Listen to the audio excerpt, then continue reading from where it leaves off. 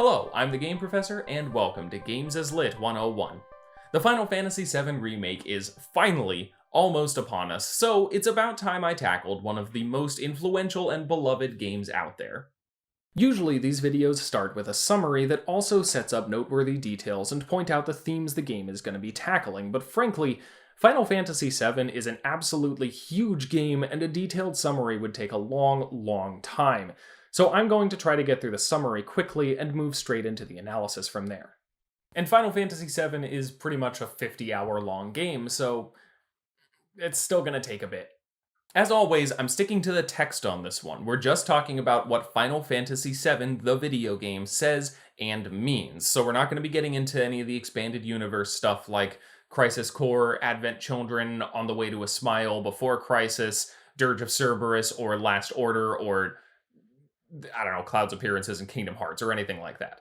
Quick warning that the game does include topics of abuse and suicide, so if those are subjects that you're kind of sensitive to, you can watch at your own discretion. Also, spoilers, obviously, for the entirety of Final Fantasy VII. If you're coming at this fresh off the remake, there's still a lot going on in this story that you don't know about yet, so you've been warned. So then, let's get down to it.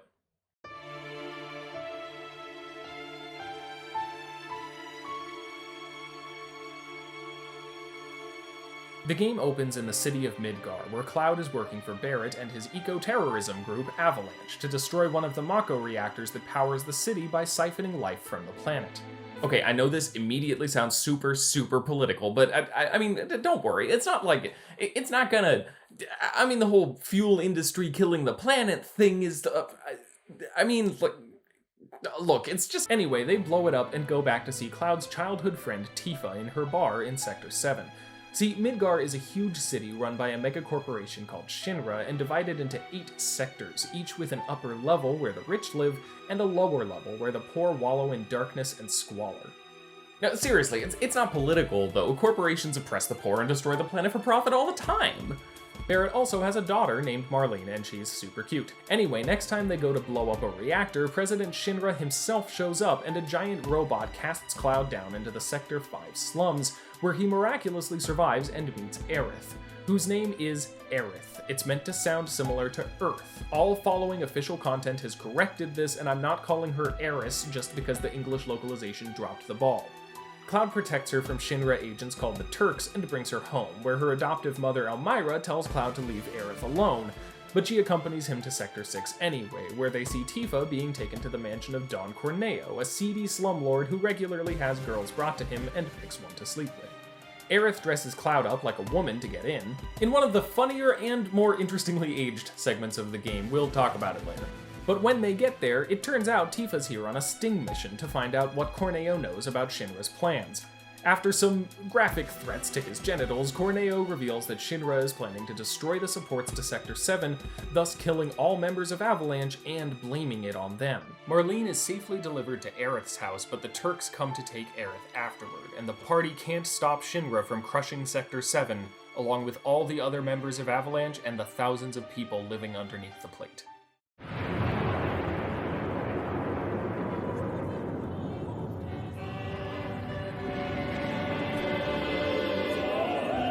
They infiltrate Shinra headquarters to get Aerith back and run into Hojo, the head scientist who's trying to breed Aerith with some strange leonine creature.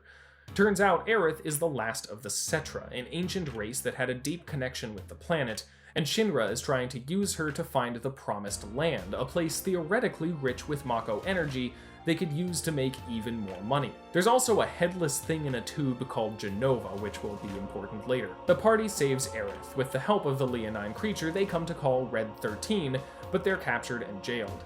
When they wake up, there's blood on the floor and everyone is dead, including President Shinra with a giant sword in his back. Cloud identifies it as belonging to Sephiroth, who's apparently supposed to be dead. Shinra's son Rufus immediately appears to take over the company and everyone escapes to the outer edges of Midgar. This is where the first entry of the remake is supposed to end, by the way. They're like a fourth of the way through the original game. So if you're watching this after the remake and have only played that, last call for spoilers for the rest of the story. The party meets up in a small village where Cloud insists that Sephiroth is the real threat to the planet and tells of his and Tifa's shared backstory. Cloud was in Soldier, Shinra's elite military unit, and he returned to his and Tifa's hometown of Nibelheim with Sephiroth, fellow soldier and war hero. But at the Nibelheim reactor, Sephiroth discovered the secret of his past, that he's the genetic offspring of a being called Jenova, and he kind of lost it. He burned down Nibelheim, killing Cloud's and Tifa's families in the process, and took Jenova, calling her his mother, from the reactor. Cloud confronted him, but doesn't remember what happened, only that he's alive and Sephiroth has been reported as dead. But he says that Sephiroth is a threat to the planet, so they continue after him. There's a little meandering to catch a chocobo and get across a swamp to avoid fighting a giant snake thing, though it seems Sephi didn't have the same difficulties we did. The party journeys to the Shinra military base at Junon, picking up a young ninja girl named Yuffie along the way. Yuffie is technically one of the game's 2 optional characters, but the game doesn't really gain any meaning for her absence, so for the purpose of this analysis, we're going to assume that she's part of the game and story. Anyway, Junon is a small town overshadowed by a Shinra military base where a parade is happening in the new President Rufus's honor. The team sneaks aboard a ship to the other continent, and Sephi continues leaving a trail of bodies. On the other continent, the party ends up in what's left of Corel, which used to be Barrett's hometown before Shinra destroyed it, then on to the Gold Saucer, a hyped-up casino and the game's worst time sink. Here we meet Ketshi, whose name is spelled Kate Sith, but it's a Scottish Gaelic name meaning fairy cat. He's a strange cat riding a giant Moogle who gives Cloud and Aerith a foreboding fortune and decides to tag along to see what it means. But when the party is blamed for a killing spree, they end up in the prison area below the saucer, where Barrett confronts Dyin, his best friend from Corel. It's real sad, we'll get into it later. When they finally get out, they end up at Cosmo Canyon, Red 13's home and stopping point. Cosmo Canyon is the center for the study of planet life, which means it's exposition time. Bugenhagen, the game's old wise man who knows about how the world works, explains that the planet contains a spiritual energy called the life stream, and it's basically the blood of the planet. Living things get their life energy from the life stream, and that energy goes back to the planet when they die. This seems like a good time to note that the game always capitalizes the word planet, similar to how monotheistic religions capitalize the word God. Anyway, if all the energy were to be removed from the planet, it would literally die, and guess what Mako energy is? For that matter, guess where the fabled Promised Land is? The life stream is pretty much the key to understanding everything that Final Fantasy VII has to say, so I hope you don't mind talking about it because we're going to be coming back to it a lot in this video. After this, Bugen takes the party down through some caves to show Red 13 what became of his father Seto, who turns out to have been a hero rather than a coward like Red 13 thought, which inspires him to stay with the party and continue trying to save the planet. We also find out that his name is actually Nanaki, and the game doesn't give us an opportunity to change how the characters refer to him, so I'm going to.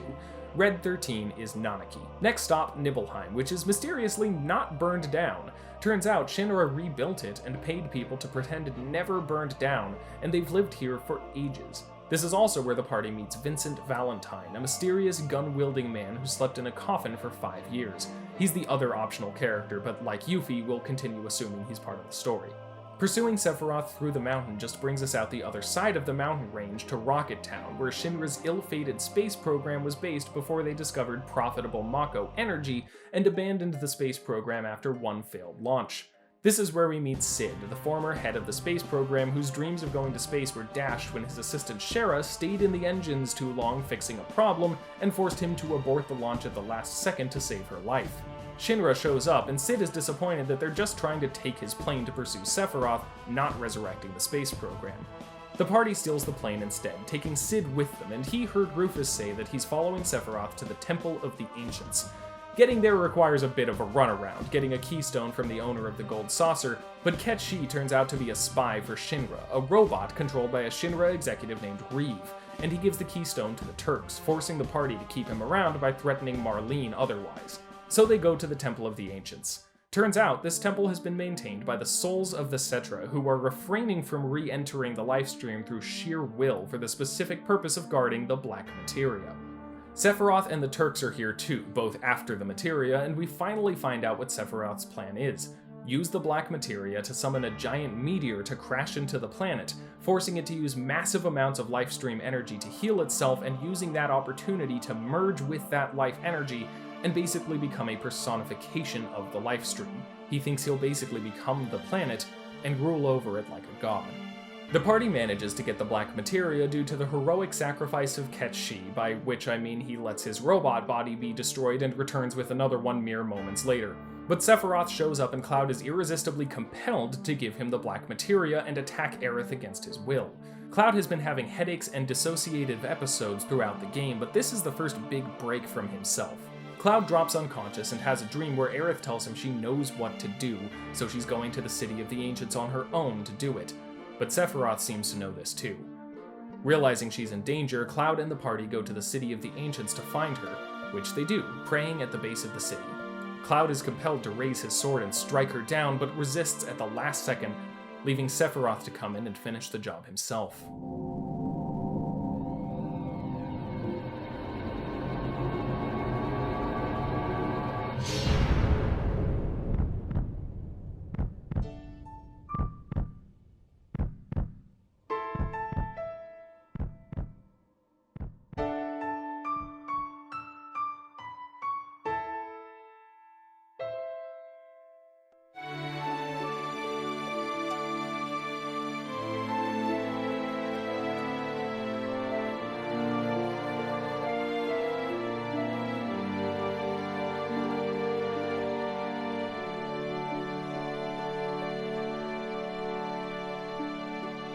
Cloud is worried about his difficulty controlling himself, but resolves to find Sephiroth and save the planet for Aerith's sake.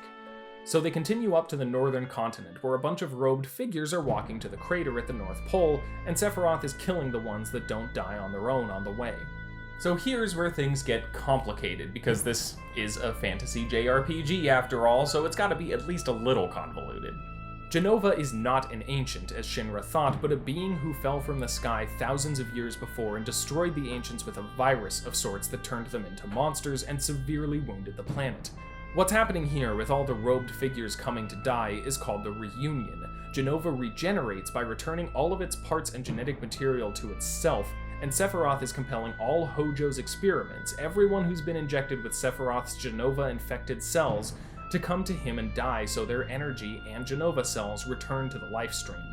Sephiroth's real body is encased in Mako at the northern crater, and he awoke the Jenova remains from Midgar, which took his form and has been the Sephiroth we've seen throughout the game.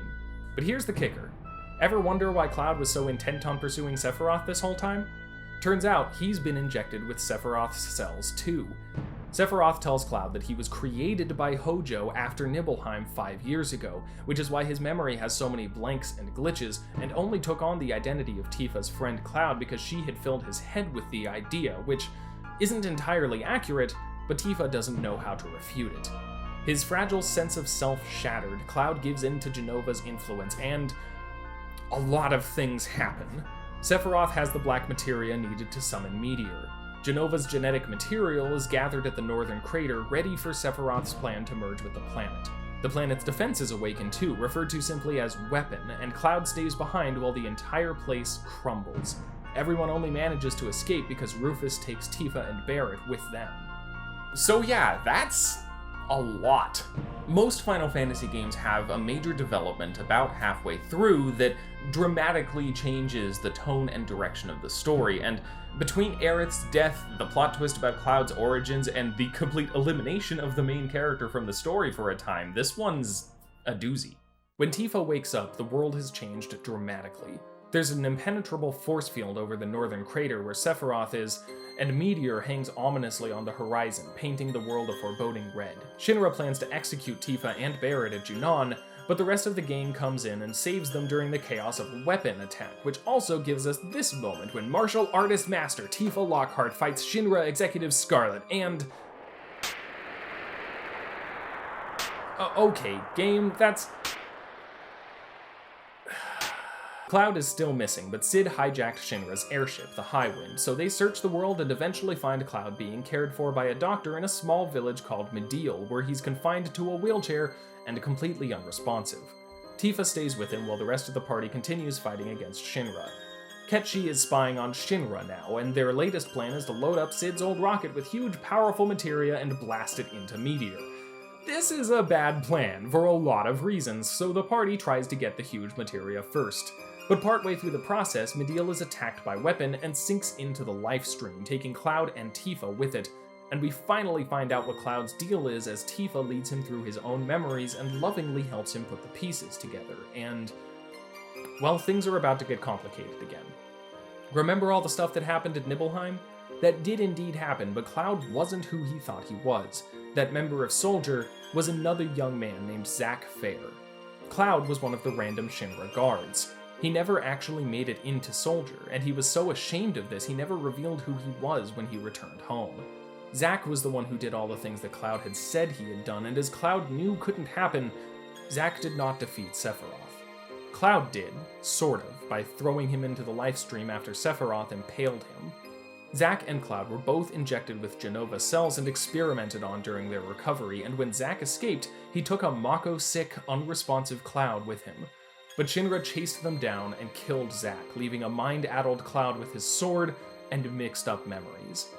Tifa helped put them back together when he showed up at Midgar, but she knew something was wrong and didn't know what or how to tell him, so she continued supporting him and kept him around in hopes she could figure out what happened to her childhood friend.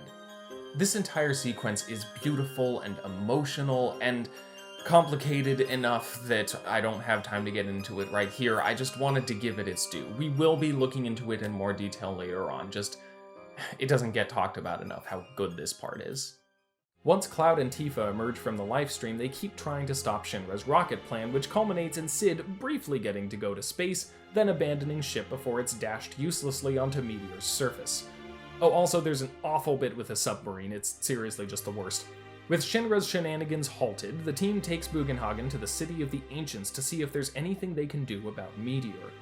What it comes down to is that there's a counterpart to the black materia called Holy, the ultimate white magic, which, along with a plea to the planet, will enable it to defend itself against this kind of extreme crisis by removing everything that's bad for it. Exactly what qualifies is up to the planet to decide. But they don't need to find and activate Holy, because that's already been taken care of. That's what Aerith was doing when Sephiroth killed her. She always had a white materia that belonged to her biological mother, Ifalna, and she didn't understand what it did until the Temple of the Ancients. Problem is, Sephiroth is blocking access to the planet through the life stream, so Aerith's life energy, along with her prayer for Holy, haven't reached it, which means they have to get to the North Crater and defeat Sephiroth to let Aerith's spirit do her thing. But before they can, things go south. Shinra has moved the Junon cannon to Midgar, it may very well destroy the city, and Weapon is heading straight for it. The party can't stop Weapon, so they parachute into Midgar and kill Hojo, who's causing the energy buildup.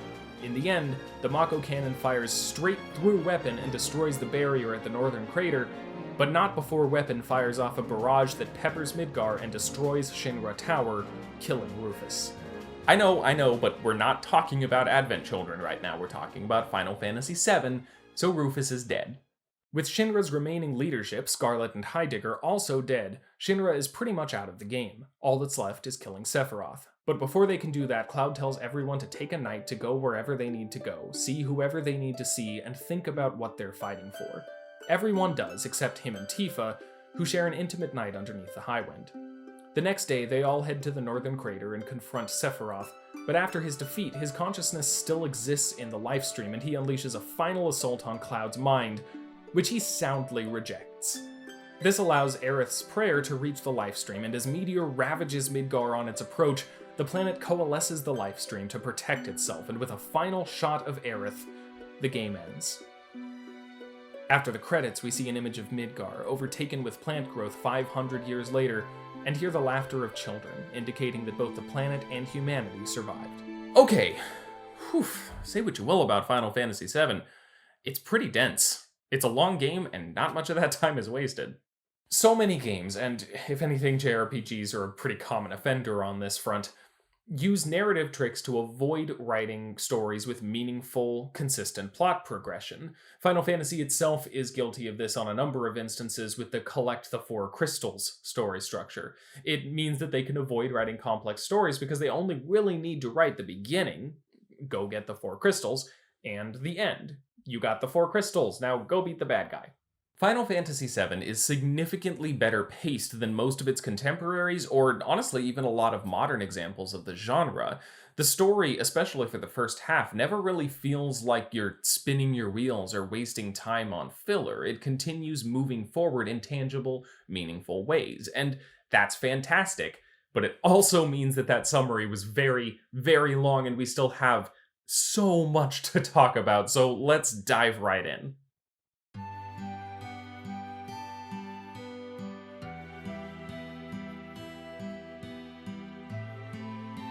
This video is about the game's story and what it means, not about its technology, gameplay, or cultural impact, so I'm gonna keep this segment short, but it would be a mistake to talk about Final Fantasy VII in any real depth without at least acknowledging its accomplishments in these areas. Everyone likes to make fun of the blocky character models, but Final Fantasy VII is really technically impressive. Pretty much the entire visual format was new territory. RPGs had previously looked more like this, with the pixel art and the isometric viewing angle, and many games on the PlayStation used the same format, just with significantly more detail. But Final Fantasy VII took polygonal models and put them on pre-rendered backgrounds, so the environments could look rich in detail despite the PlayStation's limited ability to process graphics in real time. That's why it all looks the way it does, and what allows for the creative camera angles and beautiful environments. Pixel art is gorgeous too, obviously. Final Fantasy VII just pretty much invented an entire new format for the genre. But that's not all, it also did something that legitimately, even to this day, blows my mind. Before graphics were good enough to make good-looking cutscenes in-engine, games would use pre-rendered videos that looked better than real-time renders ever could. In Prince of Persia: The Sands of Time, for instance, there are some cutscenes that use the in-game models moving and processing in real time, and other cutscenes that are clearly CG videos created outside of the game and set to play at certain points. The in-engine cutscenes can cut seamlessly between gameplay and cutscene, but the pre-rendered ones have to play separately and load between segments. That's still how it is, generally. Games cut seamlessly between gameplay and cutscene now, not because they found a way to blend them, but because they don't use pre-rendered cutscenes at all. They process everything in-engine because games just look that good now. But doing that on the PS1 looked like this, which... Metal Gear Solid is a great game, but I don't blame Squaresoft for wanting some more detailed visuals to go with some of the major story beats. Point is, pre-rendered cutscenes and gameplay are separate, and cannot blend together. So Final Fantasy VII found a way around that. Take a look at this bit from the opening scene.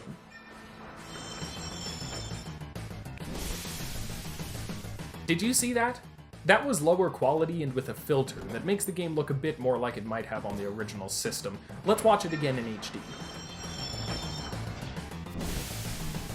With the benefit of higher resolutions, we can more easily see the moment of transition, but still, look at that. Straight from pre-rendered cutscene into gameplay without missing a beat. And this isn't the only time the game does this, it uses this technique all throughout. No loading times, no cut to black, just pre-rendered video with character models over it transitioning seamlessly between cutscene and gameplay. It was impressive for the time, and it's kind of a lost art since pre-rendered cutscenes are pretty much unnecessary now. However dated the game looks now, it was legitimately and genuinely impressive when it came out on a great number of levels, and it pretty much created an entire new format for the Japanese RPG on the PlayStation. It's not hard to see why it's as influential as it is. The other thing I want to address in this little intermission is the game's use of interactive storytelling.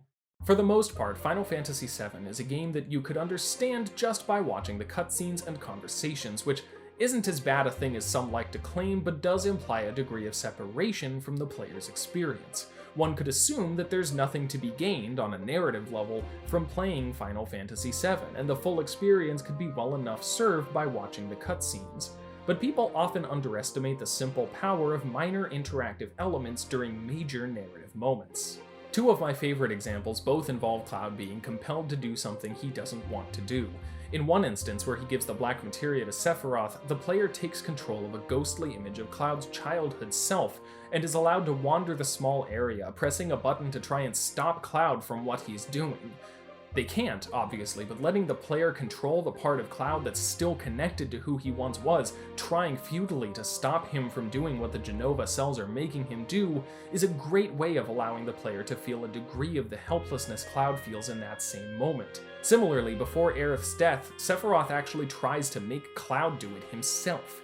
He goes up to her, and for a few moments, anything the player does just makes Cloud raise his sword a little bit higher, else struggle uselessly against this thing that must happen. Cloud stops this of his own free will, which is why Sephiroth has to come in and do it himself, but for a moment, the player is allowed to feel the same sense of panicked desperation and helplessness that Cloud feels as he raises his sword to strike down his friend.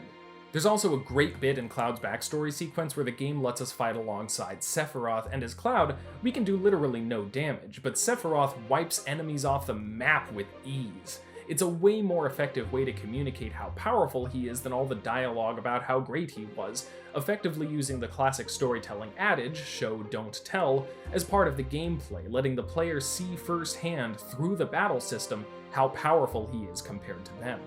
These are far from the only moments in the game that do this, but I think I've made my point. Final Fantasy VII tells a linear story about characters who have their own stories and struggles, and it does so in a way that connects the player to those stories and struggles in ways unique to this interactive medium. That's how you tell a good video game story. So with that out of the way, let's get to the meat of this analysis and talk about meaning. What is Final Fantasy VII about?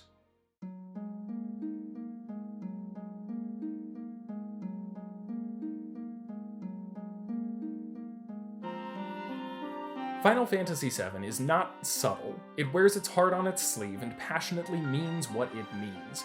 But that's not to say it's without nuance. There are a lot of small details that focus and solidify its messages and themes all throughout the game and its characters and its world. Final Fantasy VII is a rather dense game, thematically speaking. There's honestly way too much content here for me to cover in any reasonable amount of time. But thankfully, it's also remarkably focused. There are a few particular things that this game is trying to say, and it's actually really impressive how well it manages to imbue every element of the experience with some kind of significance toward that end. A running theme we'll be seeing throughout this video is that the creative team in charge of the story of Final Fantasy VII had a pretty distinct vision, and they crafted the entire experience, pretty much everything about the game, to contribute to that vision. One of the strengths of fantasy and science fiction when it comes to commentary on real-life subject matter is its ability to bring existential issues into physical space. Untethered to the limitations of our reality, a story can frame big, complicated questions in ways that allow for simpler, more direct commentary and ideas. Star Trek presupposes a future where human needs and conflicts have been resolved, to ask deeper questions about life and ethics beyond the continuing problems our species can't seem to get over in real life. 1984 invents a society where authoritarian and fascist ideals are at such an extreme point that it can easily portray and comment on them. The Giver shows us a world where both the highs and lows of the human experience have been so evened out that it can effectively make its point about their worth and necessity. None of these explicitly offer practical steps to overcoming their respective problems in our own more complex reality, but they're not about practical steps. They're about values and the priorities we should keep in mind as we work to better our own world. Final Fantasy VII's commentary, in nearly all respects, is to build a world tailor-made to bring its subject matter out of the abstract and into the practical reality of this fantasy world. According to Tetsuya Nomura, the theme of Final Fantasy VII is life, and especially as we get into the specifics, it's easy to see how that single idea was the game's guiding star. And just as a reminder, we're limiting our scope to this specific game rather than getting tangled up in the world of Final Fantasy VII. This is partially to keep things from getting too complicated, partially to keep things from getting too long, well, longer than it already is, that ship sailed a while ago, but also partially because not all games in this series are necessarily thematically cohesive, and we really want to keep focused on what Final Fantasy VII has to say. Also, for what it's worth, there are a number of sources I used to look into various aspects of the game, not the least of which is the wonderful and meticulously detailed oral history of Final Fantasy VII published by Polygon. There's a link to that and a number of other things in the description in case you want to look more into this game. I guess let's start with what's probably the game's most obvious message.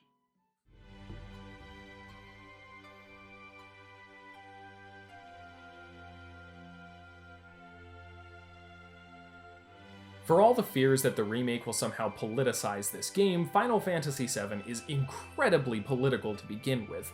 The first scene of the game puts the player in the shoes of eco-terrorists blowing up a reactor that's killing the planet for energy. Like, really, it's not subtle. And this theme of environmentalism only grows in detail and importance over the course of the story.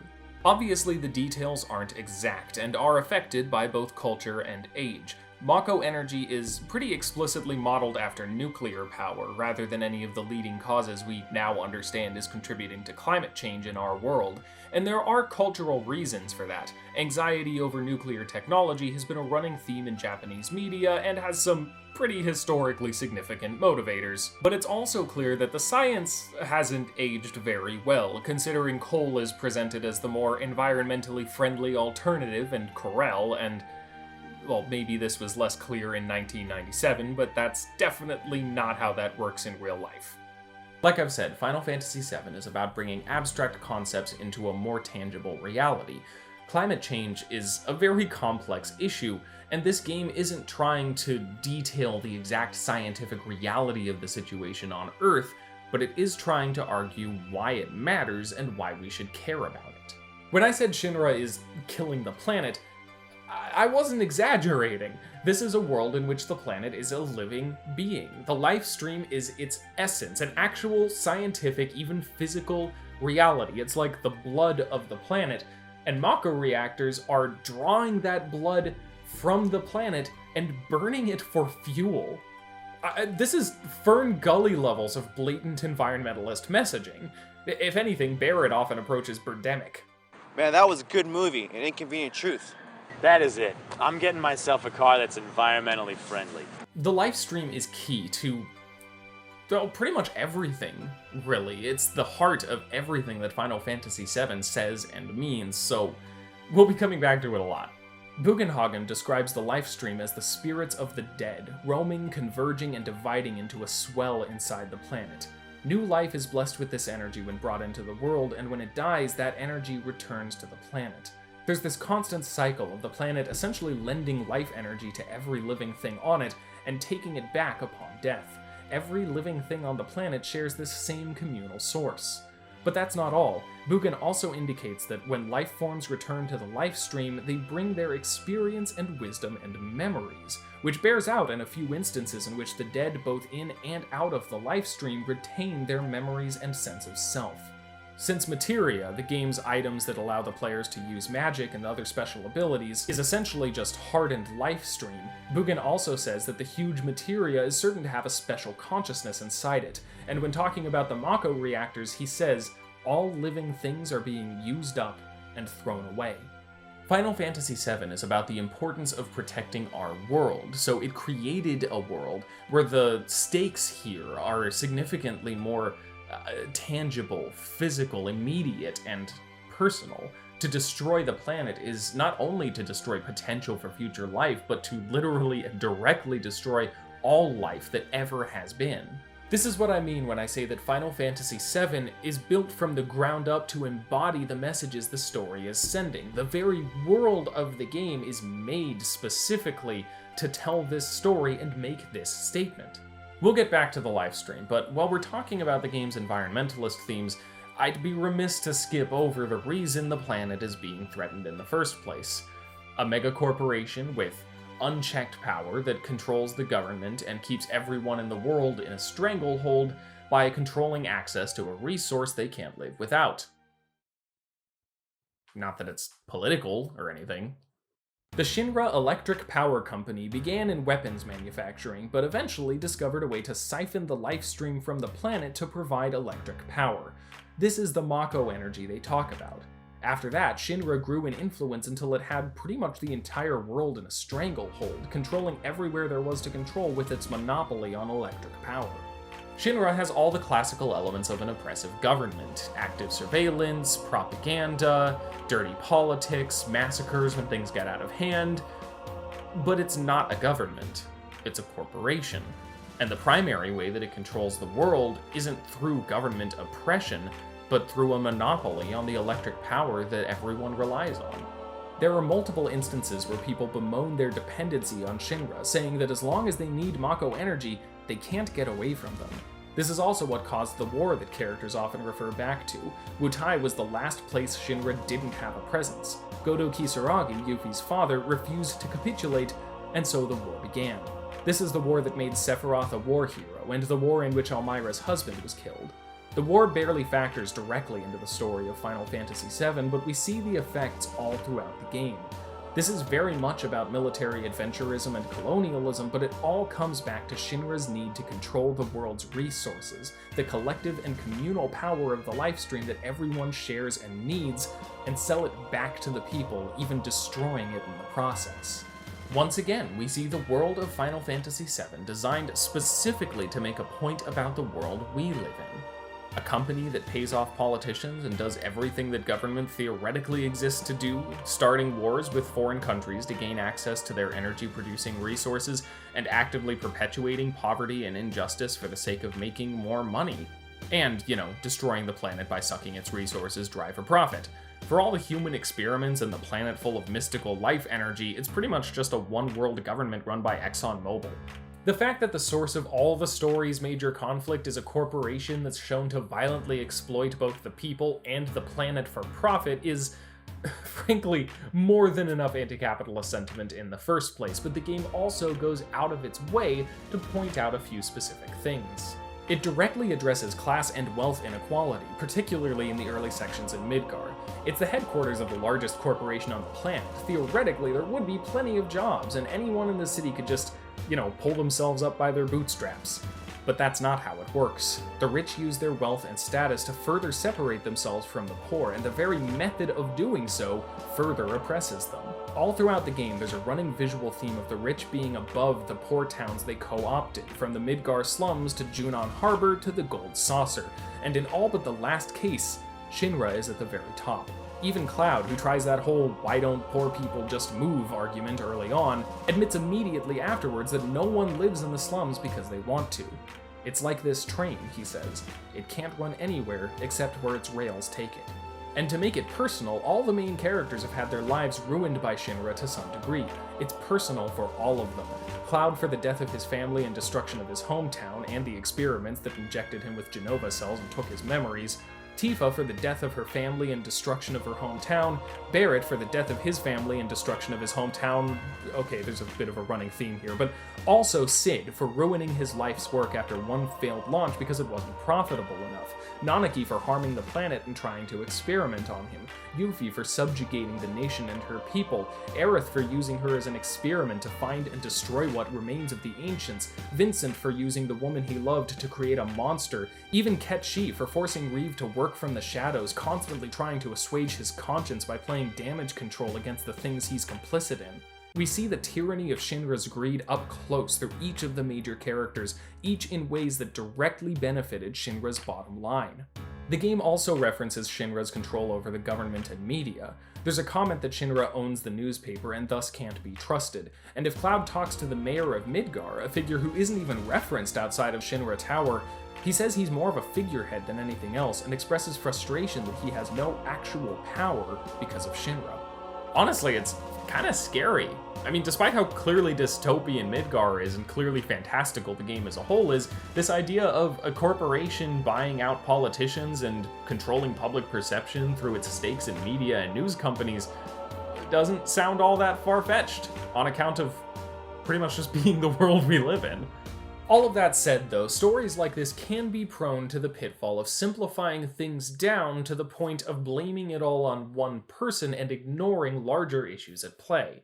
Like how the movie Anastasia blamed the Bolshevik Revolution on one angry wizard dude, or how Call of Duty Advanced Warfare pretended to talk about the military-industrial complex, but all it really said was Kevin Spacey sucks, which, in all fairness, I guess does put it a little ahead of its time.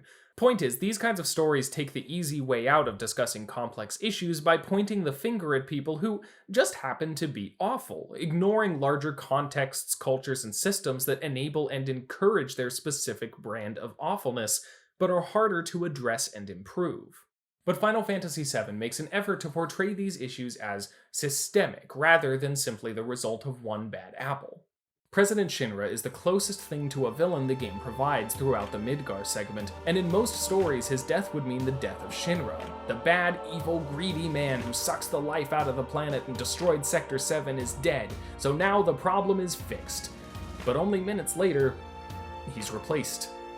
Rufus shows up to take over before his father's body is even cold. Rufus immediately replacing his father is the game illustrating to us that this isn't as simple as just defeating a bad guy. If we kill the person seemingly responsible for everything, another will simply rise up to take his place, because this is bigger than just a few crappy people. This is a corrupt system, irredeemable as it currently exists. All that to say, Final Fantasy VII not only portrays Rufus as an evil person or even Shinra as an evil company, but it also portrays both of them as part of a larger system that is itself responsible for manufacturing, enabling, and sustaining the injustice and environmental destruction that Shinra causes. A lot of this could be applied to pretty much any totalitarian system, but it's not.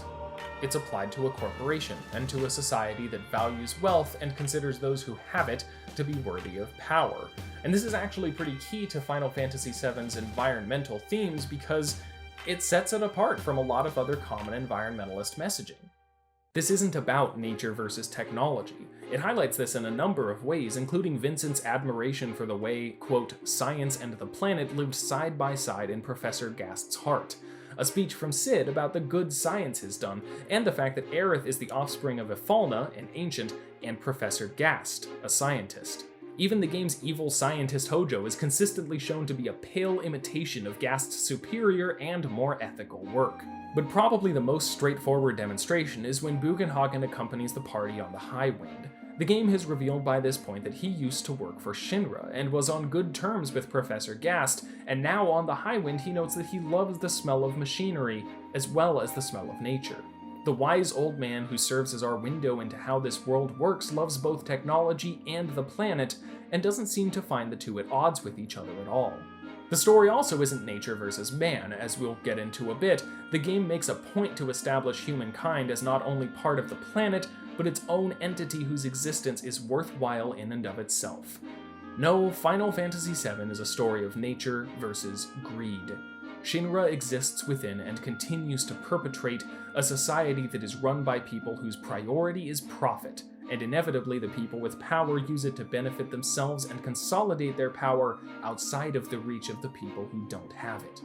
Pretty much everything that goes wrong in this story is the direct result of the pursuit of financial power, even Sephiroth himself if we look back to his creation, and it clearly presents an economic system that elevates corporate interests and the pursuit of wealth, which ultimately creates a wealthy ruling class that destroys both the poor and the planet itself for the sake of short-term profit.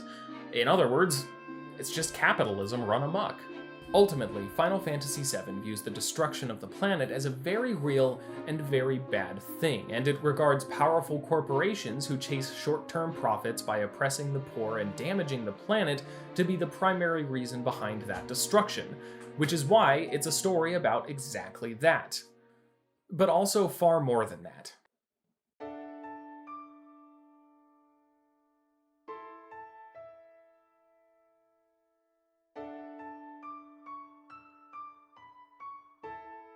In many ways, Final Fantasy VII revolves entirely around Aerith. It begins with her, and it ends with her.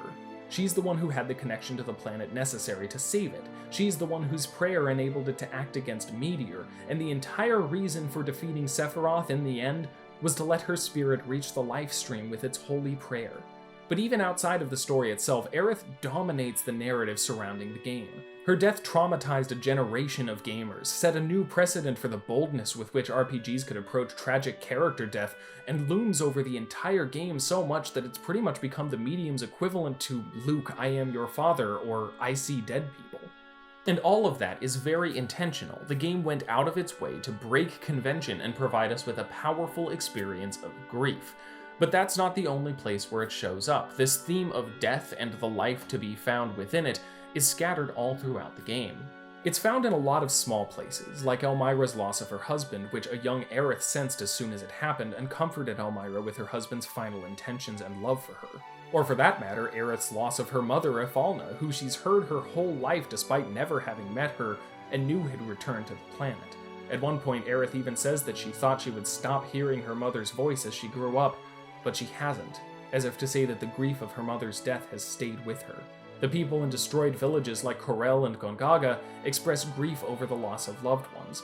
Multiple major characters, from Barret to Aerith to Cloud himself, are defined largely by the people they've lost. Yeesh, this is getting heavy.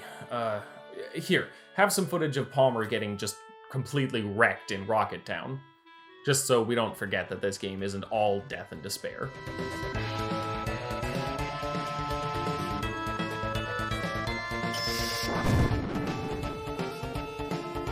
There are a number of character arcs and story beats that branch out of the game's commentary on death. Barret is one of the stronger examples. He's defined himself by his hatred of Shinra, but it goes a bit deeper than that. Barret is from a small coal mining town called Corel, where he, against the wishes of his lifelong friend Dyin, made the fateful mistake of allowing Shinra to build a nearby reactor. Later spin-offs change exactly how this happened, but according to the game, the reactor exploded and, in response, Shinra blamed the townspeople and burned down the town and killed everyone inside it to cover it up. Barret and Dyn's wives were both killed, and Dyn was injured and fell down a ravine, but Barret managed to save Dyn's daughter Marlene and raise her as his own.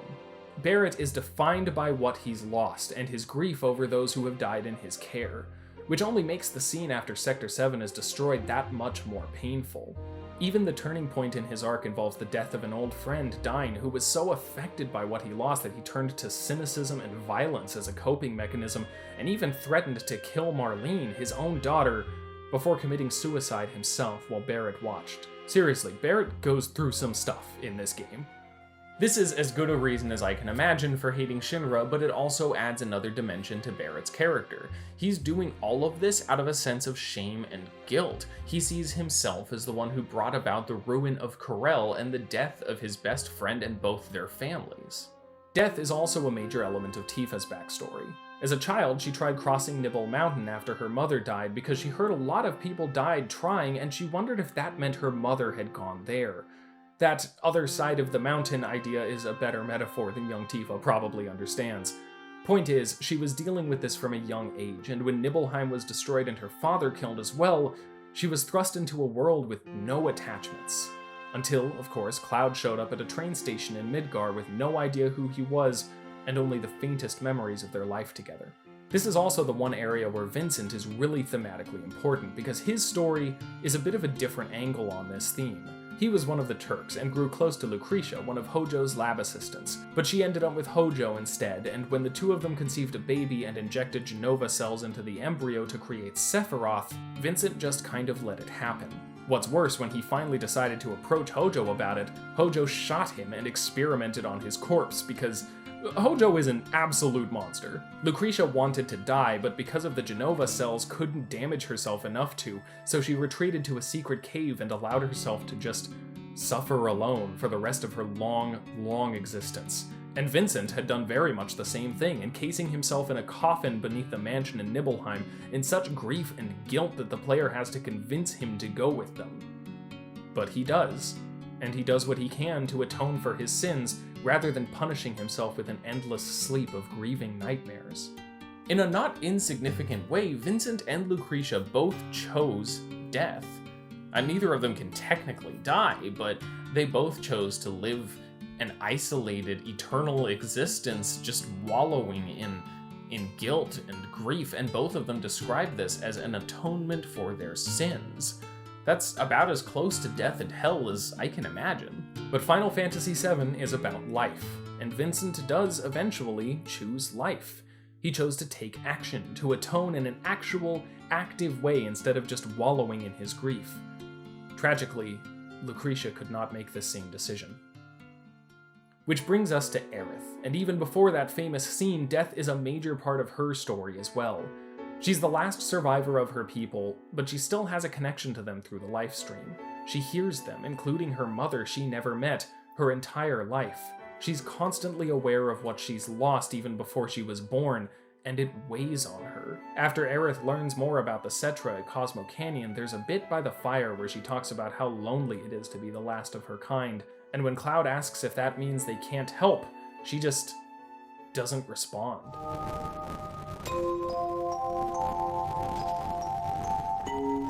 Underrated sad moment of the game, let me tell you.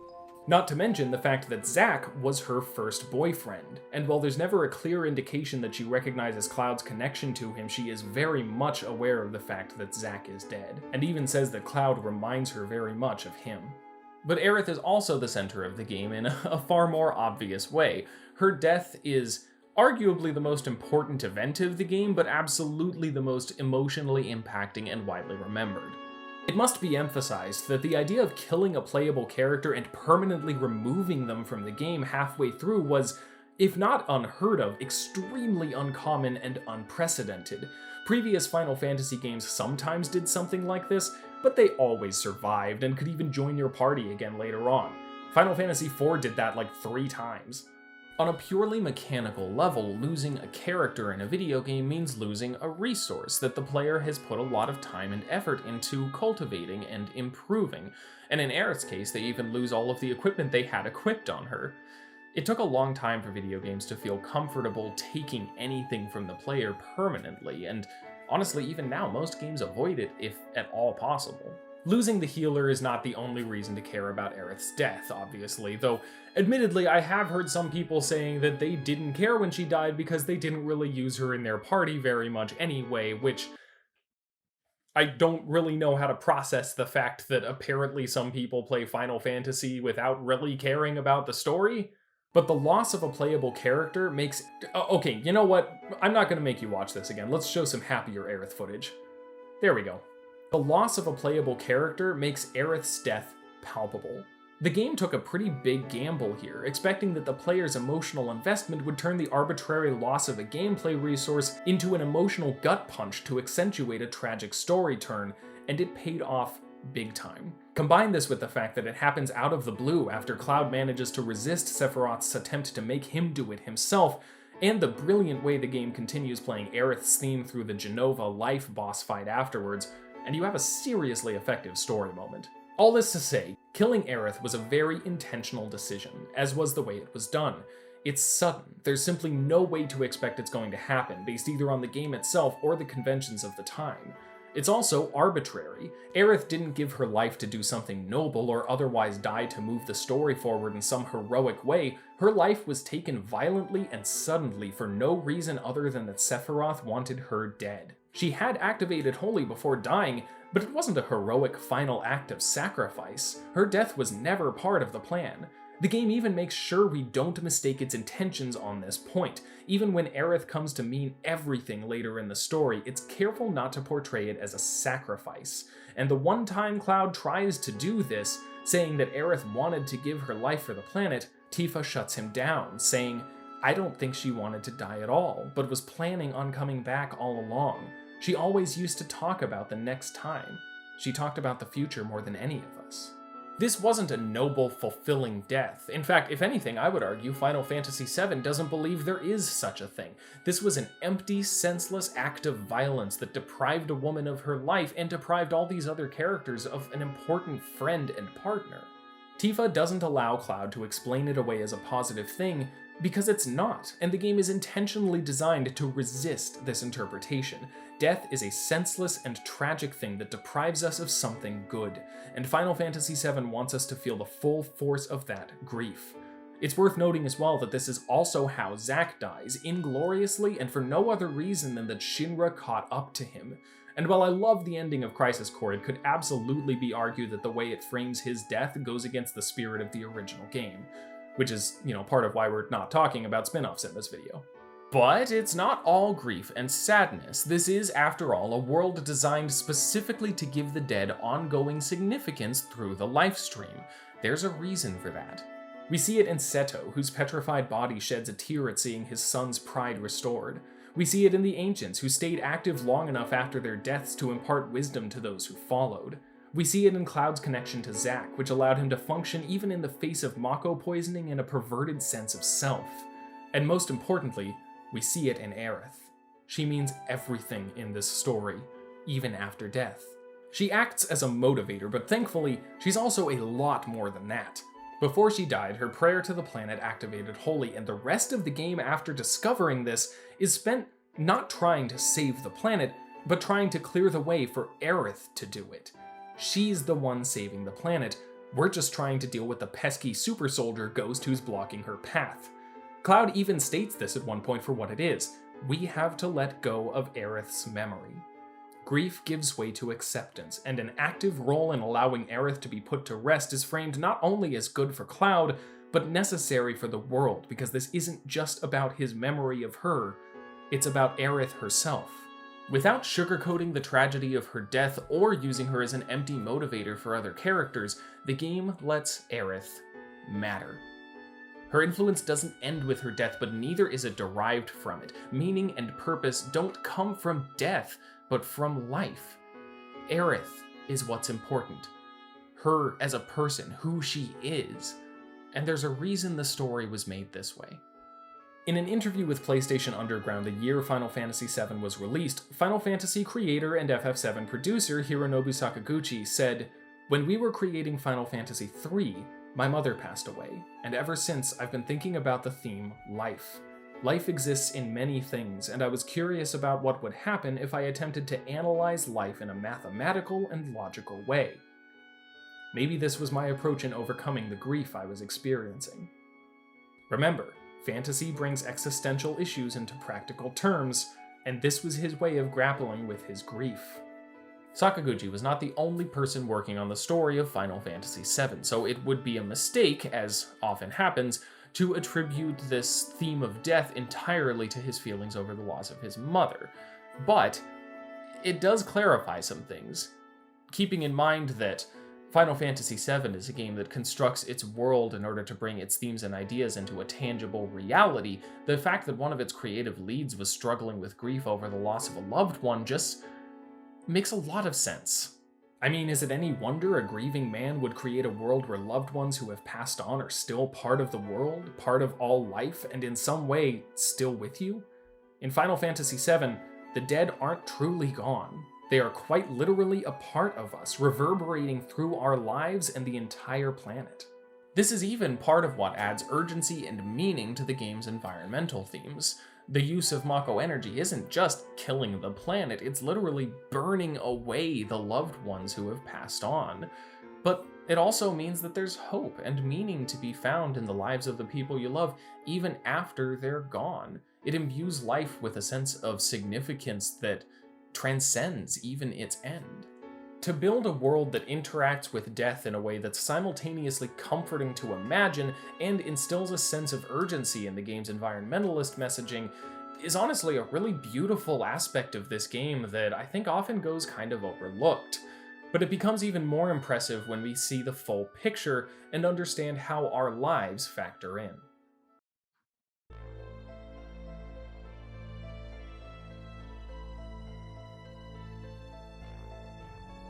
Final Fantasy VII is also about identity, which feels kind of obvious, honestly. I mean, our main character, Cloud, goes through the majority of the game with a completely false image of who he is, has that image violently shattered when he finds out that pretty much everything he thought he knew about his life was a lie, and then has to rebuild his entire concept of self from the ground up with the help of his childhood friend. But not only is it worth looking into the details to see exactly what the game is saying about identity, it's actually pretty remarkable how thoroughly the game is infused with varied yet consistent takes on this theme. Barrett has essentially undertaken the role that dyin once played. He's not dissimilar to Cloud in this sense, though he obviously has a better grasp of where dyin begins and he ends compared to Cloud's memory of Zack. Barrett is raising dyin's child, fighting dyin's fight, shouldering dyin's guilt. He even goes so far as to equate the two of them after dyin's suicide, saying that they're the same, and dyin's hands may not be clean enough to hold Marlene, but Barrett's aren't either. Barrett identifies himself entirely by his failure to protect Corel, and it's only once he faces down this part of his past that he's able to ask why he, himself, is doing any of this. Who Barrett even is outside of dyin's shadow. And the thing is, we see who Barrett is all throughout the game, but it has to come up from under the surface of his tough persona. And unfortunately, the poor localization doesn't help on this front. It made him kind of a stereotype and emphasized his abrasive, aggressive persona, when really Barrett is sensitive and caring. He's just also very passionate and raw, as evidenced by the fact that most of the game's early exposition is Barrett ranting at Cloud about Mako reactors, even though Cloud has worked for Shinra and already knows how they work. Seriously, I relate to Barrett a lot, and those of you who follow me on Twitter can probably see why. And he cares a lot about Marlene, about his friends, and about the planet. He talks to Elmira about how he wishes he could just stay with Marlene, but the planet will die if he doesn't fight, and he even acknowledges, however begrudgingly, that the deaths in his Mako reactor attacks are something he'll have to live with. He's spent so long being something he isn't, a terrorist, a soldier, a tough guy, that it's not until he frees himself from these expectations and looks forward to a future with Marlene that he truly knows who he is and why he's fighting. Nanaki also doesn't have a solid concept of who he is. He literally doesn't even give his name when he first meets the party, allowing them to call him by his experiment number, Red 13, the soulless identification Hojo gave him for the purpose of inhumane experiments. He's not lacking a sense of self or agency. He even establishes his ability to consent after Hojo tries to breed him with Aerith, saying he has a right to choose and doesn't like two-legged things. And when Barrett asks him what he is, since he is, strangely, the only non-human sapient being in the game, he simply says, "I am what you see." Interestingly enough, this explanation means we legit have absolutely no idea what species he is or what it's called, so that's fun. Nanaki knows who and what he is, but he chooses not to assert that identity because, as we find out later, he's ashamed of it. He says around the fire at Cosmo Canyon that when he speaks of his mother, he's filled with pride and joy, but thoughts of his father fill his heart with anger. Nanaki believes his father, Seto, to have been a cowardly traitor who abandoned Cosmo Canyon to the G tribe's assault years ago. But Seto had actually gone into the caves to stop them from sneaking in from behind and fought to protect the canyon until their poisonous arrows turned him to stone. Nanaki's father wasn't a traitor at all, but a hero. But there's more here than just Nanaki's sense of shame, which is good because I love this scene, but it would only speak so much to Nanaki's character growth if it was all just based on a misunderstanding. Rather, we see here that Nanaki's conception of himself and his father's legacy have been holding him back from establishing his own identity. It's easy to forget that despite his calm demeanor and mature manner of speech, Nanaki is only about 16 years old. I mean, technically he's 48, but it's established that his species lives a long time and he's developmentally equivalent to a teenager. He hasn't yet had much of a chance to really establish himself as his own unique person, so his father's shame stands out as the thing that most defines him. He too lives in someone else's shadow, and getting out was the most important step for him to define who he is on his own terms. It's after this that he joins the party in their ongoing quest to save the planet, despite Bugenhagen saying that, while worthwhile, it was probably a futile effort. It's at this point that Nanaki proudly declares himself to be Nanaki of Cosmo Canyon, son of the warrior Seto. When he goes back to Cloud to continue on the journey, Cloud asks what happened to change his mind, and his response is a rather giddy, "I think I grew up a little. That's what happened." This shift in tone is even more pronounced in the original Japanese, since the language has a wider selection of pronouns that indicate maturity, identity, and formality. But even so, this change is palpable, and it's because Nanaki is now free to decide who he is. He's more than just the son of a traitor. He is himself. He is Nanaki. Which, for the record, is why it's even more ridiculous that the game doesn't allow the player to rename Nanaki after this. His name is an important part of his arc. This is the point where he goes from not caring who he is, even allowing people to refer to him by a dehumanizing experimentation designation, to actually using his real name. He takes ownership of who he is at this point, and it's a shame that the game's naming conventions don't reflect that. Sid struggles with knowing who he is as well. He had defined his entire life by his pursuit of space travel, and when it didn't pan out, he lost that sense of self. But while Barrett could direct his frustration toward Shinra, and Nanaki could mistakenly direct his frustration toward his father, Sid directs it at Shara. And this is a little rough to talk about, because Sid's treatment of Shara is legitimately abusive, and her dedication to caring for him despite that, it's just not a good look on a number of levels. I don't think the game is trying to portray Shara as an abuse victim who's been gaslit into thinking she's obligated to take care of him and put up with his mistreatment, but between how he treats her and the implications that they're in love and Sid will marry her after the game, it does kind of come across that way, which makes this complicated. A lot of my goal of these videos is to get to the heart of what the game is trying to say, but that doesn't mean that I can ignore it when it ends up saying something else. I'd love to talk about how Sid genuinely loves Shara, but is still kind of resentful because of her role in the failed rocket launch and doesn't treat her as well as he should, but I feel like that would kind of minimize how badly this can come across. The idea is that Sid has long resented the loss of his life goal and blamed Shara for it, but between realizing that Shara had been right about the error that stopped the launch, actually accomplishing his dream of going to space, however briefly, and gaining the perspective to realize that there was still more to his life than that single goal, he corrected that and committed to the person who had always been there through the darkest parts of his life. It's a good character arc in theory, but in execution, it suffers from Sid's abusiveness and the fact that he never really forgave Shara so much as he got what he wanted and realized he made a mistake, and there's no redemptive work on his part so much as a simple change in perspective. What works a bit better is his shift from an alcoholic, angry loner back to a confident, caring leader, as he leads a small rebellion against Shinra by convincing the crew of the Highwind to defect. This is the clearest moment of Sid's retaking his identity, when he finds purpose in his new mission and steps up to it, providing a leader and expert where it was needed. Sid's arc fits very neatly into the game's themes of loss and identity. It's just shadowed a bit by some poor execution. That's the kind of thing that could be significantly improved by, I don't know, maybe a from-the-ground-up remake that gives it a proper adaptation treatment? So we'll see how that goes. Ketchi also plays into this theme of identity. The obvious thing we could look to is the fact that he's not who he says he is. The reveal that he's a Shinra spy is a play on identity in a sense, but it's not a very meaningful one in and of itself. The more interesting and relevant path is to look at the man behind the cat, Reeve. Reeve is the head of urban development at Shinra and is shown on a few occasions to be the only one there with a moral compass. He's upset at both President Shinra's decision to destroy Sector 7 and his following decision to leave it that way without even trying to rebuild. He expresses hatred of Scarlet and Heidegger multiple times, and it's speculated at one point that he stays in the company for the sake of damage control. So it's clear that he's not fully committed to his role as a Shinra employee from the start, but his experience journeying with the party as Ketchi is what helps him form a sense of self outside of that. He is ostensibly here to betray the party, and even goes through with that betrayal, but after seeing the way they act selflessly for the sake of the planet and those they love, contrasted with Shinra's constant bids for power and wealth at the expense of the people they're supposed to be providing for, he comes to reverse his allegiances, rejecting his role in Shinra and using his position to help the party instead. This is, essentially, Reeve bringing his actual role in the world in line with his sense of self.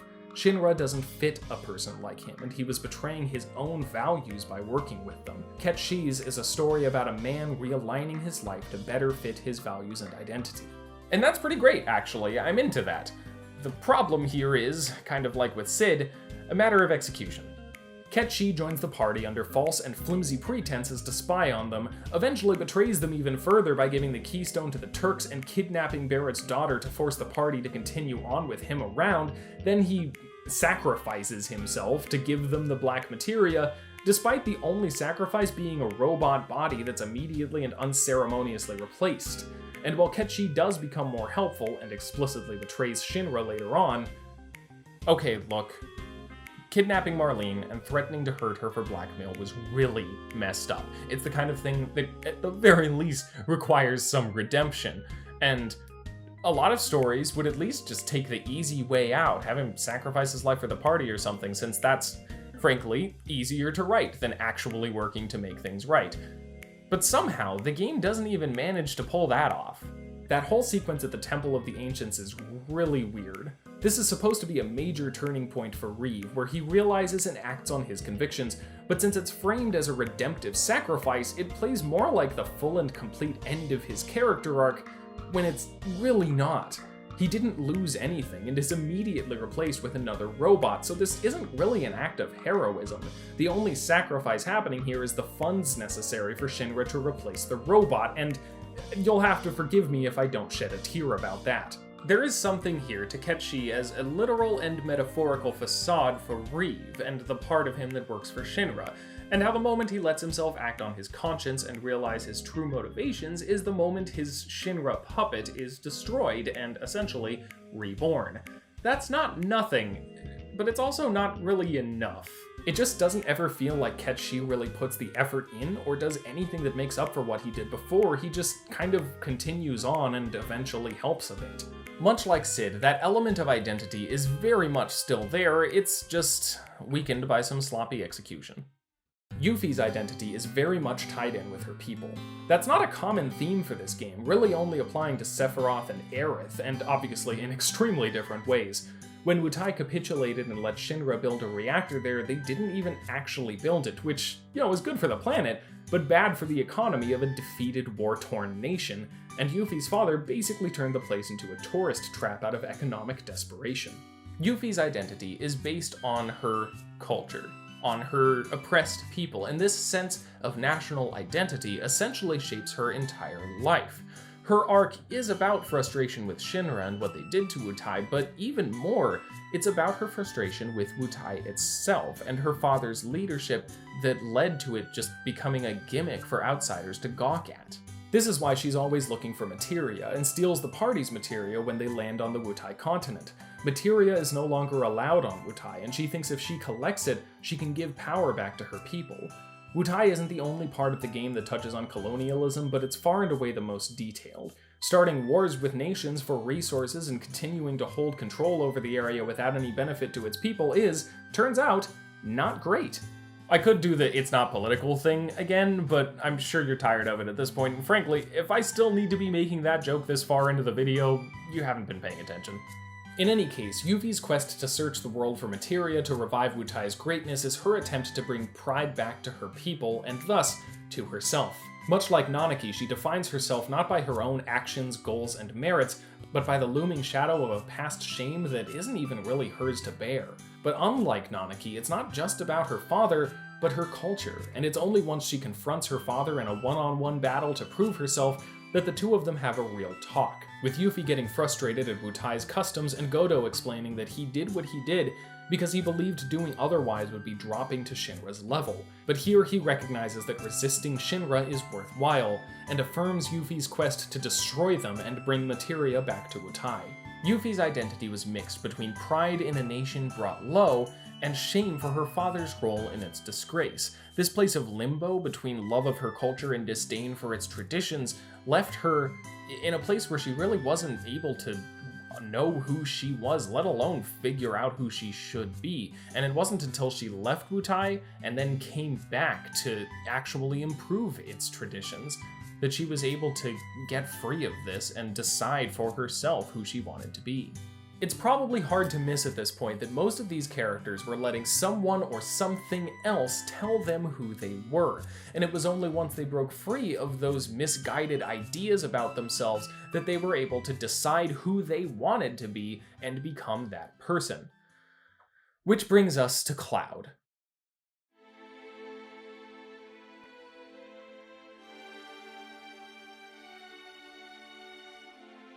The game plays with Cloud's identity a lot over the course of its runtime. Part of this comes from the sheer number of things the game has Cloud do. He's a snowboarder, a chocobo racer, a soldier, a mercenary, a terrorist, a bodyguard, a gambler. The sheer number of different activities the game provides gives Cloud a fluid skill set. But this is also where the famous cross-dressing scene comes in. I was a little worried coming into the segment again, but as I played it and read the perspectives of LGBT people, since I am not one, I was happy to find that the segment not only aged pretty well for the most part, but it plays with the fluidity of Cloud's identity in funny and compelling ways. The humor in this segment isn't found in the simple fact of Cloud's dressing up, it's found in his discomfort with the idea. We're experimenting with who Cloud is and how he expresses himself, and the fact that everyone around him just kind of accepts his desire to dress as a woman, even gets fired up and inspired over it, makes it an exercise in Cloud's own self-image rather than a mean-spirited downward punch at people who, like Cloud in this scene, have a fluid relationship with gender identity. Links in the description for some of the stuff I read on the subject. But it's hard to talk about Cloud as he relates to this theme of identity without also talking about both Sephiroth and Tifa, because they're very tightly woven together. Tifa and Sephiroth were both, in their own ways, telling Cloud who he was and forming his identity for him for the majority of the game. Sephiroth by using Cloud's scrambled memories and Genova cells to make him do and be things he didn't want to, and Tifa trying to keep him grounded without understanding exactly where he needed to plant his feet in the first place. Cloud is often lumped in with the stereotype of emo JRPG protagonists, but he's really not. In fact, the thing that characterizes him most in the early game is his apathy. Honestly, he's kind of bland until he slowly begins forming emotional connections and getting serious about Sephiroth. Cloud is nothing, really, because he's just letting outside forces guide him through life rather than taking control himself. His personality is pretty much limited to doing what other people tell him he should and being who other people tell him he should be. The amazing thing is that Tifa, for a lot of the game, doesn't really have a very compelling reason to even be here doing this. She rarely takes the lead on anything, and even very often just defers to whatever Cloud thinks is best. She's here to keep an eye on him, to keep him safe, to make sure that he doesn't leave her again. Cloud and Tifa develop a dependency on one another after he shows up in Midgar. He is essentially gliding through life because she's filling in his memories and telling him who he is, without putting any real responsibility on him to figure that out for himself. And she is holding on tight to her childhood friend because, well, she's lost everything, and she wants to help him, but she also needs the stability he brings to her. But that's not a stable setup, and it eventually comes around to bite them both.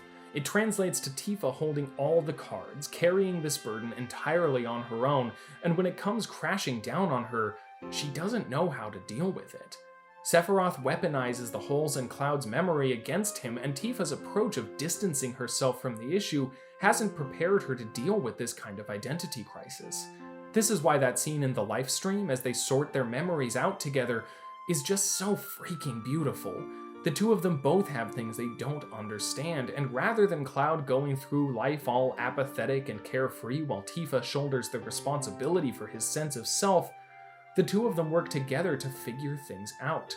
If you say something and I remember it too, then we'll know that's a memory. Tifa constantly reminds Cloud to take it slow, to think little by little, and where his own faulty memories fail to remind him of who he is, she guides him to something that will. And it really is just that, guiding. Before this, Tifa had been telling Cloud who he is and what he had done, but in the live stream, she just holds his hand and helps him reach his own conclusions, pull the truth from the lies himself. Letting go of her fear and letting Cloud make his own identity was the key here.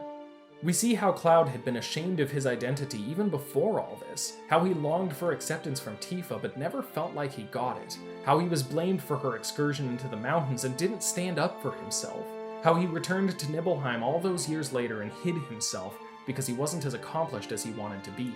Cloud refers to himself in this segment as a weak person, and it is indeed unsurprising that someone with such a tenuous sense of identity and self-respect would find himself taking on the identity of someone else in a moment of sickness and confusion.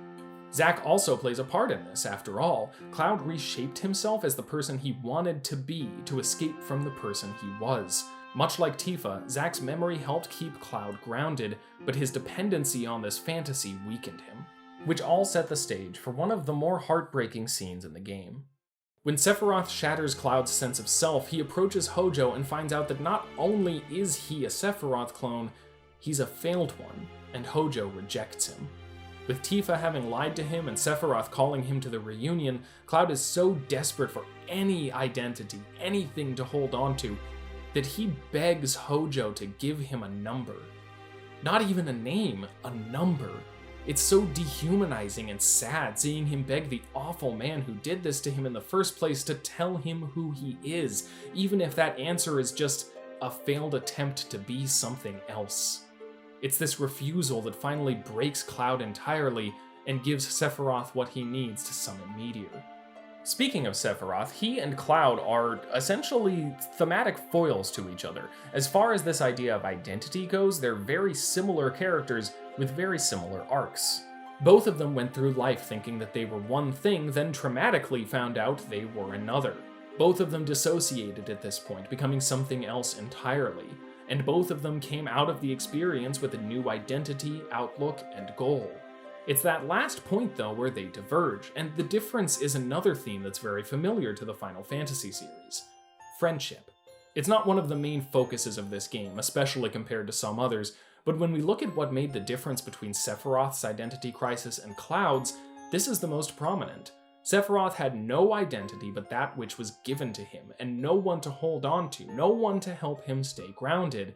And so when that fragile sense of self was challenged, he latched onto the existential horror of his creation and gave in entirely to the idea that he was nothing and no one, but could become so if he identified himself by the eldritch abomination he came from and devoted his existence to, essentially, proving himself by finishing what Jenova could not, becoming one with the planet and subjugating it to his will.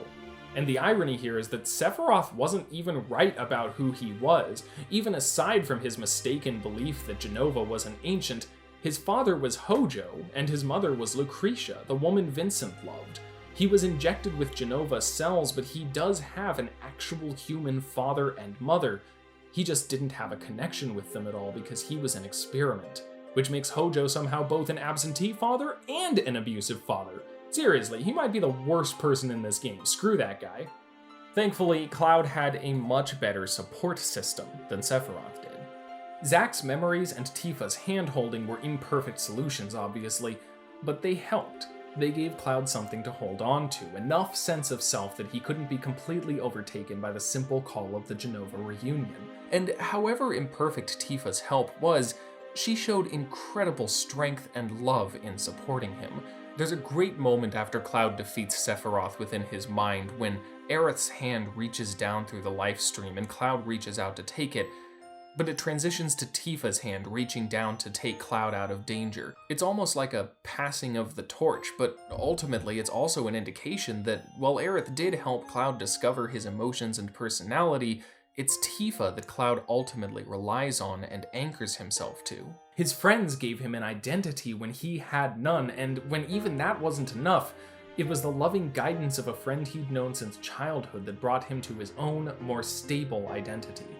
And it's notable, given the game's environmentalist themes and the concept of the lifestream, that Cloud's attachments are his bonds with the people in his life, bonds that are also part of the planet, part of that same source of life.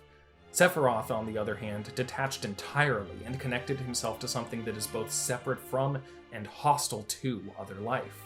And once Cloud is brought back from the brink and dedicates himself to becoming who he is instead of who others tell him to be, there's a pretty immediate change. The first step is taking responsibility for himself and his actions. Whereas before he pushed forward despite his concerns, he now admits his wrongdoing and resolves to take control of his life. To put it in his words, the combination of Jenova cells, Sephiroth's strong will, and my own weakness are what created me. Everyone knew that. I'm Cloud, the master of my own illusionary world. But I can't remain trapped in an illusion anymore. I'm going to live my life without pretending. There's also a great moment where he talks to Yuffie, whose air sickness has been a running gag, but instead of ignoring or making fun of her, he teaches her how to alleviate the discomfort with a trick that, it turns out, he actually learned from Zack. Cloud learns to find meaning in the people around him without relying on them to define who he is, and the night that he and Tifa spend underneath the Highwind is the first time in the game that the two of them can really talk, open up to each other, and bond as equal, whole people. So there's a lot here about how we define ourselves and the role that the people in our lives can play, positive or negative, in that self-actualization. Which means it's time to return to the core assertion of this analysis. How does the world of Final Fantasy VII portray this theme of identity as part of the larger story? Before facing Sephiroth, Cloud tells everyone to leave and think about their personal stake in all this. This segment honestly seemed kind of out of place to me when I played it. The game had been emphasizing the importance of the planet this whole time, from Barrett's impassioned rants at Cloud to Bugenhagen explaining that it's the core of every living thing, as if to say that this was bigger than any of them and they should put aside their personal motivations and fight for the whole world. But here, it's almost like Cloud is saying that none of this matters except for their own personal stake in it, which is a weirdly self-centered position to take and seems to run counter to a lot of what the game has to say. The anti-capitalism and anti-greed themes, the idea that your life is not simply your own but part of the life of the entire planet, the emphasis on legacy and mattering even after death, it was kind of jarring. But believe it or not, the thing that puts this into perspective is a combination of two of the game's, for me at least, more confusing elements at first. The vague ending, and Bugenhagen's warning that the planet will decide what to keep and what to cleanse when it uses holy. As we discussed earlier, games like Final Fantasy VII have a bit of a fine line to walk in terms of their political and environmental commentary. It's easy to fall into traps for easy answers, to ignore systemic issues by blaming them on individual bad actors, or to excuse away unethical behavior by blaming it on the technology that was used to enact it. We've seen how Final Fantasy VII has thus far avoided this pitfall in regards to both capitalism and technology, but there's one more that it's at risk of falling into here, a kind of existential nihilism. When the world-ending catastrophe is caused by humans, it's easy for a story to, whether intentionally or accidentally, blame the simple existence of humankind. The thing is, I don't think nihilism is an interesting or constructive theme for a story. It doesn't provide any actionable ideas or even really interesting things to think about when the entire basis is that nothing matters and we should maybe even just not exist in the first place. Nihilism as a theme is, fittingly, I guess, kind of pointless. Final Fantasy VII could have gone down that route. None of this would have happened in the first place if not for human greed, after all, and if the life of the planet is paramount, then maybe it would make sense for it to choose to wipe everyone out. If we're such a strain on the planet that birthed us to begin with, then maybe the best thing we could do to help it is just die. That would be pretty bleak, but also just boring. Final Fantasy VII uses death and sorrow as major themes, but what a waste it would be to portray them as the necessary end state for all living things. I mean, once again, nothing actionable, nothing interesting. It means nothing to the world it's commenting on because it's actively advocating for it to not even exist in the first place. So the game gets ahead of the question. The fact that the planet will use holy to decide what does and does not benefit it, essentially what does and does not deserve to exist, directly addresses this question, because if human life really does do nothing but threaten the planet, it has the opportunity to rectify that. Cloud knows this. If this entire struggle is framed as humanity, which is part of the planet's life in the first place, versus the life of the planet itself, there would be no reason for the planet to spare humanity when it uses holy. We may all be part of the planet, but if we're just receptacles for some of its energy, diffuse the threat humanity poses and return all that energy to the life stream where it can be more productive and less threatening. What do our lives even matter next to it? Sending everyone out to find their personal reason for doing this is Cloud's attempt to answer this question. It's not about prioritizing selfishness over the planet, but establishing that humanity has motivations other than greed, that prompt people to fight for the planet instead of profiting off its destruction. They're fighting for more than just their continued existence. They're fighting for people they love, places they cherish, dreams they hold. And that gives them an identity distinct from the planet itself. It infuses their lives with meaning beyond simply being part of this larger life form. Identity, who they are, is the key to mattering beyond the simple fact of their existence, and ultimately, I think it's what saves them. From this point, the vagueness of the ending feels a lot more intentional and understandable. If it had just shown everyone looking out over Midgar immediately after Holy destroyed Meteor, I wouldn't have given their survival a second thought. And Cloud's prioritizing personal motivation over planet-saving responsibility would have probably continued to confuse me. But when the game asks us to consider for ourselves whether the planet would have spared humanity, it prompts us to also think about why, or why not. While I still would have liked some more closure, I'm not gonna lie, because that ending is really abrupt, it also made me think about the story for myself, and I came to a satisfying conclusion not because the game informed me of it, or even because I followed a logical process to determine the inevitable ending, but because I thought about what it meant, and how the conclusion would play into that. I think that's pretty cool. I honestly respect the ending a lot more than I did before planning this analysis. And with such a strong connection between their identities and the planet and the life stream, the souls of the people they've lost, it all comes together.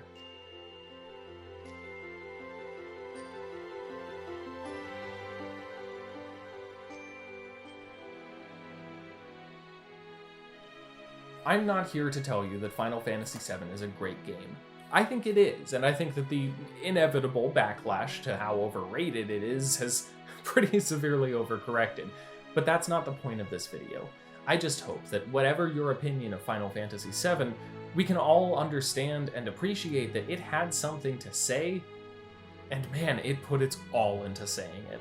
Final Fantasy VII is an ambitious game in a great number of ways, but the sheer scale of its story and message is impressive even by today's standards. Honestly, there's so much more I would have loved to talk about, but look how long this stupid video already is. I mean, seriously, major props to any of you who managed to watch this far. Video games have the potential to teach and enrich us, to help us shape our perspectives and grow as people. And they've been doing that well before 1997. That's why I make this video series, because I believe that video games can positively impact our lives if we just take the time and responsibility to think about them. Final Fantasy VII was relevant when it released, and it's no less so now. In an age where corporations are destroying the environment and donating to politicians to ensure they can keep making money off that destruction, and in a world where we lose the people we love and struggle to define ourselves in an ever-changing, tumultuous society, Final Fantasy VII presents a story where caring for our planet, honoring those who have passed on, and refining our own senses of self are not only valuable, but all part of the same process, all part of life. And a life-affirming fantasy epic will always have a place among the stories that we can learn from.